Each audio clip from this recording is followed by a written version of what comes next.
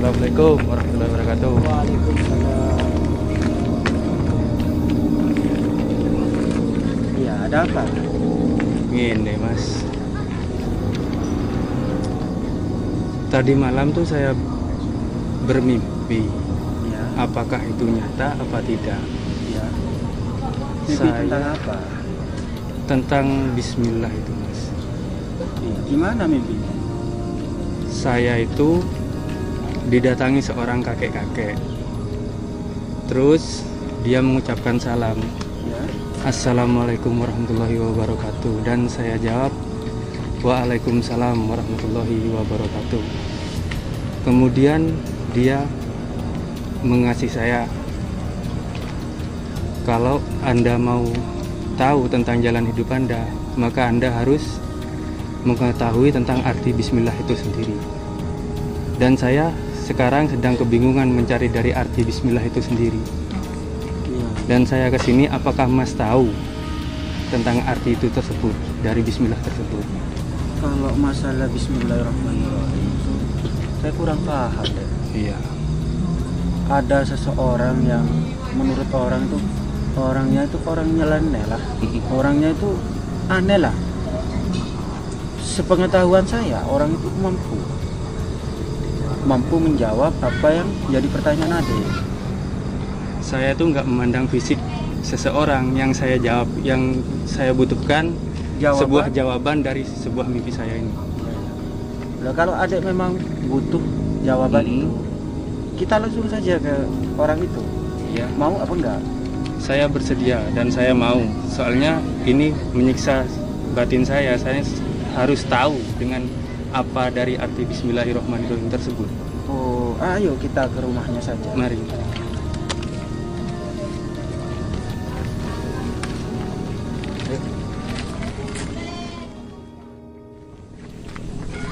Assalamualaikum warahmatullahi wabarakatuh. Permisi Kang. Ini ada saudara saya kan. Assalamualaikum.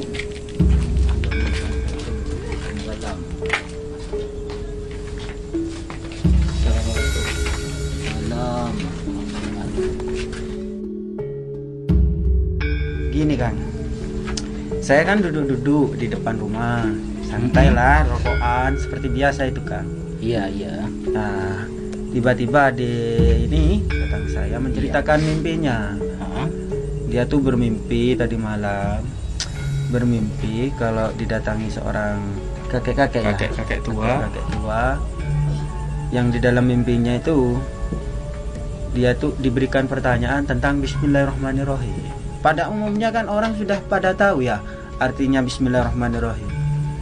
Tapi arti yang mendalam dari Bismillahirrahmanirrahim itu sendiri jarang orang yang mengetahui Kak, termasuk saya.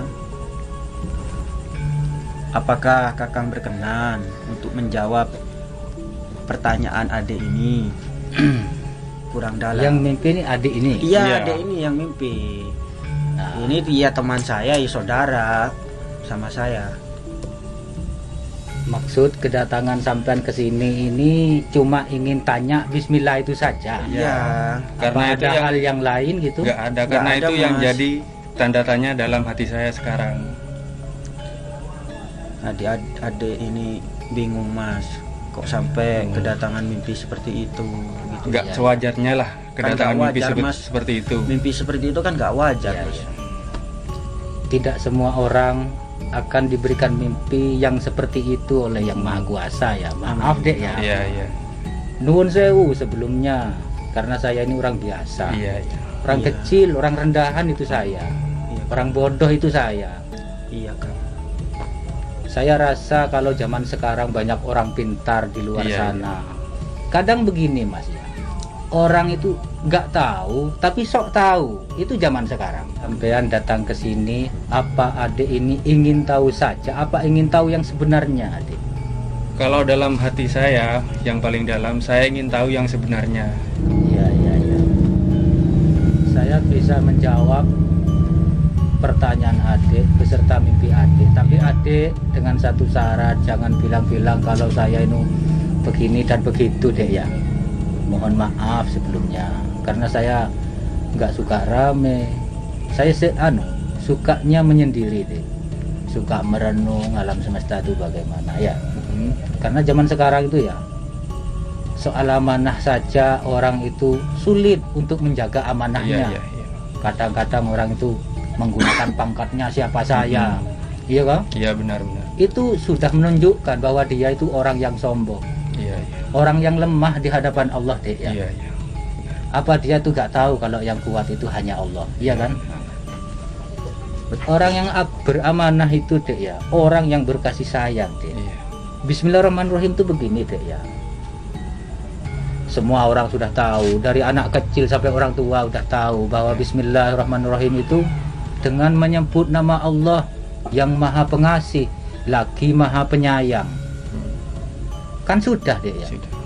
Pengeterapannya di dalam pekerjaan kita sehari-hari itu apa dek? Dengan ayat tersebut. Itulah yang jadi tanda tanya besar. Lah ini dek ya. Contoh kecil saja dek ya. Yang berhubungan dengan ayat Bismillahirrahmanirrahim. Saya ingin bertanya nang sampean. Kasihilah sesamamu seperti kau menyayangi dirimu sendiri. Apakah adik itu bisa? Kalau dikatakan bisa, kemungkinan nggak sampai 100%. Berarti itu belum dikatakan bisa kan? Bisa menyayangi orang lain seperti kau menyayangi dirimu sendiri? Bisa menyayangi semua makhluk Allah? Kalau semua, itu pasti saya tidak bisa. Lah itulah dek, kemahalan ayat Bismillahirrahmanirrahim yang tidak diketahui oleh manusia-manusia zaman sekarang dek ya. Lain dengan para wali zaman biyen dek ya. Zaman dahulu itu satu ayat saja harus hafal dan harus benar-benar dipahami, lalu diterapkan di dalam pekerjaan kita sehari-hari. Contoh begini le, saya di jalan bertemu ular itu kan berbisa dan berbahaya bagi manusia. Tapi mereka itu hanya melintas dan mereka tidak punya akal dan pikiran. Mereka berjalan dengan nalurinya. Karena orang itu jahat lalu mengambil kayu, dipentungi, dibunuh le. Apa artinya ayat Bismillahirrahmanirrahim itu le? Kalau gak bisa menyayangi sesamanya, makhluk Allah gak bisa dijaga, gak bisa disayang, bahkan itu ular yang tidak bersalah. Kenapa saya bilang begitu? Karena dia tidak menggigit le. Nah, kecuali ular itu menggigit, lah itu keputusannya ada di sampean, mau dibunuh atau tidak, mau diampuni atau tidak, mau dikasihi atau tidak. Begitu le. Dalam sekali kan ya. Ya. Terutama ayat Bismillahirrahmanirrahim itu ya, Allah Maha Pengasih lagi Maha Penyayang. Jadi saya kembalikan kepada sampean. Kasihilah sesamamu seperti kau menyayangi dirimu sendiri. Coba kamu renungkan baik-baik. Berat itu kan. Nah itu yang sebenarnya Bismillahirrahmanirrahim. Kalau segala sesuatu tidak diawali dengan ayat Bismillahirrahmanirrahim, itu artinya semua perbuatan tidak penuh kasih sayang terhadap makhluk yang sesamanya, atau lain jenis makhluk lain seperti sapi, kambing, ular, kalajengking dan lain sebagainya. Kalau kita tidak mengawali dengan kasih sayang, maka jahatlah kita, bisa dibunuh itu. Katanya berkasih sayang, katanya Bismillahirrahmanirrahim. Mana hati Anda kok tidak pengasih dan penyayang? Bahkan makhluk yang tidak bersalah pun kau bunuh. Misalnya, ayo kita itu mengontrol diri Anda sendiri, penuh kasih sayang, Introspeksi. Ya, setiap hari itu semuanya diawali dengan Bismillahirrahmanirrahim. Artinya semua tindakan diawali dengan kasih dan sayang. Tidak semena-mena, oh saya, apa itu? Jangankan mengasihi semua makhluk Allah yang ada di permukaan bumi ini. Mengasihi sesama saja itu kesulitan. Bayangkan saja, kamu renungkan, kasihilah sesamamu seperti kau menyayangi dirimu sendiri. Itulah inti dari ayat Bismillahirrahmanirrahim. Jika hati Anda sudah seperti itu, maka disitulah Allah itu memberikan yang baik. Jika kita berkasih sayang terhadap sesama, seperti kau menyayangi dirimu sendiri dan makhluk-makhluk Allah yang lain. Kalau makhluk Allah seperti yang saya sebutkan tadi, jangan asal dibunuh kalau mereka tidak bersalah. Toh kita punya pikiran, kita tuh bisa berpikir, oh iya, dia tuh hanya melintas kok, tidak menggigit saya. Kenapa saya usil mencari kayu lalu saya bunuh? Tidak seperti itu. Kasihan, jangan dibunuh. Itu juga makhluk Allah, ingin hidup. Dia tidak berakal. Dia hanya berjalan melalui nalurinya saja. Dia bisa berjalan kemana saja.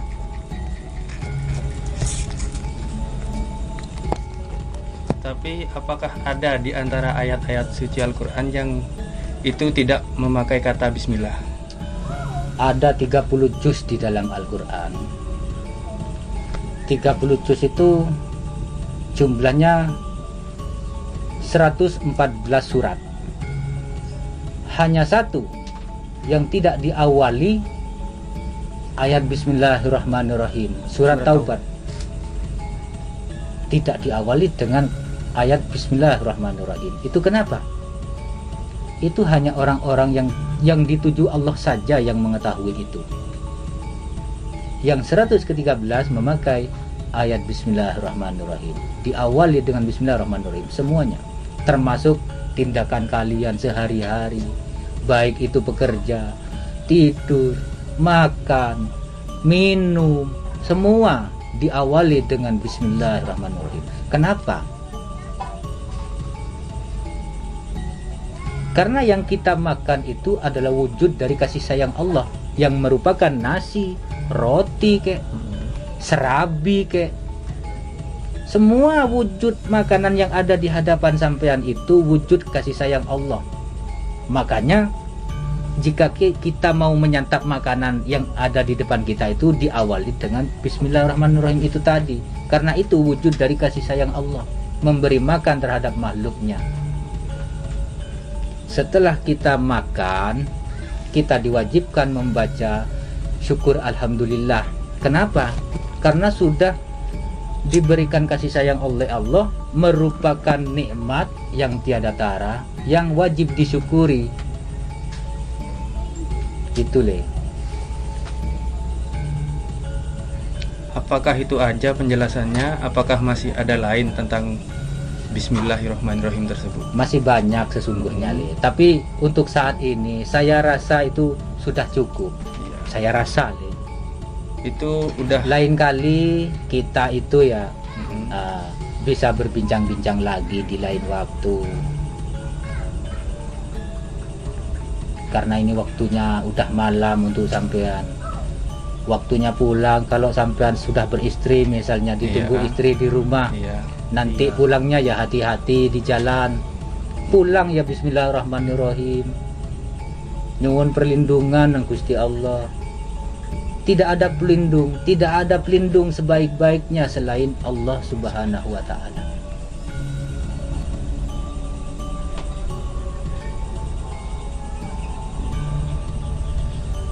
Dengan penjelasannya sampean, beban yang ada di hati saya sudah berkurang. Iya. Jadi kalau ada waktu di lain hari, apakah saya boleh lagi bertanya lagi ke sini? Bisa. Semoga Allah memberikan jalan terhadap sampean iki. Amin. Iya Kang. Semoga sampean ini menjadi pemuda yang mencari ilmu, Amin. mencari ilmu yang benar. Amin. Kalian sudah dibekali akal oleh Allah untuk berpikir, bisa membedakan mana yang salah dan mana yang benar, mana yang hak dan mana yang batil. Ayo kita renungkan sama-sama.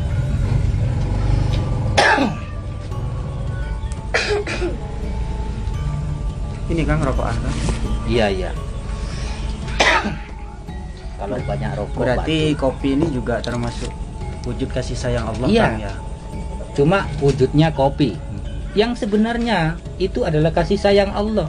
Kenapa semua minuman diawali dengan ayat Bismillahirrahmanirrahim? Karena itu wujud dari kasih sayangnya Allah. Setelah kita minum, ya kita syukuri. Karena apa? Karena nikmat yang sudah kau rasakan itu adalah nikmat yang berasal dari Allah, yang wajib kita syukuri. Alhamdulillah ya Allah, aku telah minum dan merasakan nikmat yang telah Engkau berikan. Coba bayangkan kalau Allah mencabut nikmatnya itu, seperti wong kering le. Iya. Wong kering ku ya apa le? Iya. Manis, pahit. Iya. Barang enak, pahit. Rawon, enak, pahit le. Karena apa? Karena nikmatnya dicabut oleh Allah le. Iya, iya. Dan tidak merasakan nikmat, dan tidak merasakan kasih sayang yang Allah berikan kepada kita, tidak terasa nikmat. Karena apa? Karena murka Allah itu sebenarnya le. Iya, iya, iya. Murka Allah itu ya, nikmat itu tadi dicabut oleh Allah. Bagaimana kalau nikmat itu saya cabut? Apa yang Anda rasakan? Menurut sampean, wah rawon enak rek, dipangan pahit gak dipangan. Wis panganan apa mau jaluk rawon? Dikira enak, makanya pahit. Nah itu le. Karena apa? Karena nikmat itu dicabut oleh Allah. Nanti lek sampean wis eling, tepat pada waktunya, dikit demi sedikit Allah kembalikan nikmat tadi. Saya orangnya ya begini nih le ya. Kadang saya ngarit ketegalan le. Ngusap apa? Duduk sapi le, kambing. Saya nggak bekerja apa lagi, cuma ngerawat kambing sehari-hari.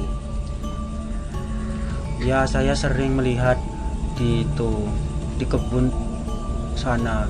Iya, Pas iya. cari rumput itu, saya sering melihat. Tapi sampean nggak pernah mampir ke saya gitu. Iya, nggak pernah mampir. Cuman dalam hati saya tuh ada memang ada Iya, tujuan. Suatu saat nanti kalau Allah mengizinkan, dalam hati saya tuh pengen tanpa sengaja ada ini. Iya, iya. Tanpa Iya. sengaja ada ini membutuhkan jawaban dari mimpinya. Nah, dia punya mimpi. Ya dia lah, tanya termasuk lantaran untuk mempertemukan saya dengan Kakang gitu saja. Iya, iya, iya. Sebenarnya kan awal-awalnya saya kan ya cuma mendengar dari orang-orang tuh, Kakang itulah orangnya aneh. Kok bisa aneh gimana? Iya wong, dia tuh senangannya sendiri, terus ngomongannya nyeleneh, gak masuk Iya, di iya, akal iya. gitu. Masa sih iya?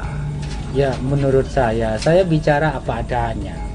Kan Yang saya ketahui itu ya saya bicara itu. Ya, ya. Kalau yang saya ketahui ini ya saya bicara ini. Saya nggak pernah yang tidak saya ketahui saya bicarakan. Apa itu? Kebohongan. Dikira Allah nggak tahu kalau saya bohong. Ya itu Kak. Lah itu. Makanya jangan suka berbohong. Karena apa dek? Karena Allah itu maha mengetahui dek. Untungnya apa dek kita berbohong?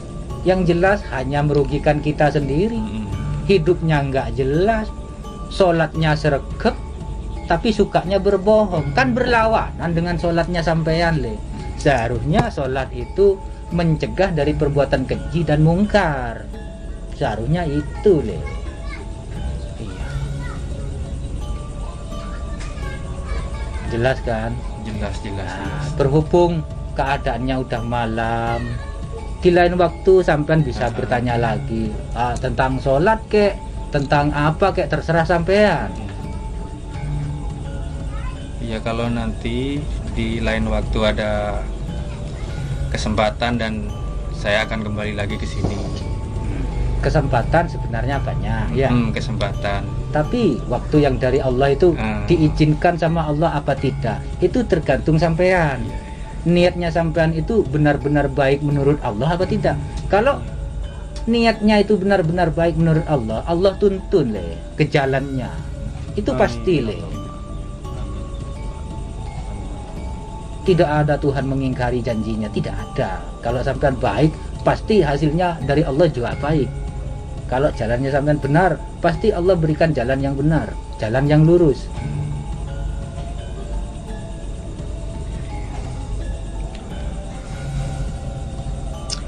Alhamdulillah Kang, sehubungan ini Kang, kan baru kali ini saya mendengar langsung Iya. pembicaraan kakak. Iya, kalau orang itu ya, nuwun sewu, Iya, nuwun iya, sewu iya. mas. Kalau orang itu gak tahu yang sebenarnya tentang saya, sebaiknya itu jangan bicara. Apa itu? Kebohongan. Iya. Soalnya gak tahu apa yang saya bicarakan. Katanya nyeleneh kek, apa kek? Coba direnungkan. Tidak mungkin Allah itu jadi mau mengingkari janjinya, tidak mungkin. Kalau sampean mau merubah nasib ya, Allah juga gak bisa merubah nasib suatu kaum kalau gak dimulai dari sampean yang mau merubahnya le. Bagaimana Allah akan merubah sampean sedangkan sampean begini-begini terus, gak mau Berusaha. apa ya, berusaha. Allah kan membayar usahanya sampean. Itu le. Ono mana, apa cari Gusti Allah ya tidak bisa seperti itu le. Coba sampean renungkan le, wah apa cari Gusti Allah gak kerja le. Nah terus siapa yang mau bayar, siapa yang mau ngasih upah, itu le. Iya Kang. Maka dari situ ayat itu keluar, Allah tidak akan merubah nasib suatu kaum sebelum mereka mau merubahnya. Memang saya gak mondok le, saya gak tahu ayatnya le, tapi saya tahu itu yang sebenarnya le. Iya Kang. Iya Kang. Terima kasih sampean sudah menjawab semua beban yang ada di dalam hati saya. Jika di lain waktu kita diberi kesempatan bertemu lagi, maka saya akan kesini lagi. Ya, Ya, semoga terima- Allah membimbing kalian semua. Amin, Ya. amin, amin. Semoga sampean ini pemuda-pemuda yang baik Amin. dan memiliki suri teladan yang bagus. Amin. Baik menurut Allah, bukan baik menurut manusia le, Amin. ya, Allahumma amin. tapi baik menurut Allah. Baik menurut manusia belum tentu baik menurut Allah. Ya. Itu saja le ya. Iya, iya. Nah, Itu kita yang- sambung nanti kalau kita punya waktu dan kesempatan yang bagus. Saya mohon pamit dulu ya. Oh iya iya Sampean. iya. Iya iya. Assalamualaikum warahmatullahi wabarakatuh. Waalaikumsalam. Terima kasih Kang ya warahmatullahi atas jawabannya. Sama-sama, Mohon Adik. maaf kalau kedatangan saya mengganggu. Iya iya sama-sama. Terima kasih ya. Iya iya. Assalamualaikum. Waalaikumsalam.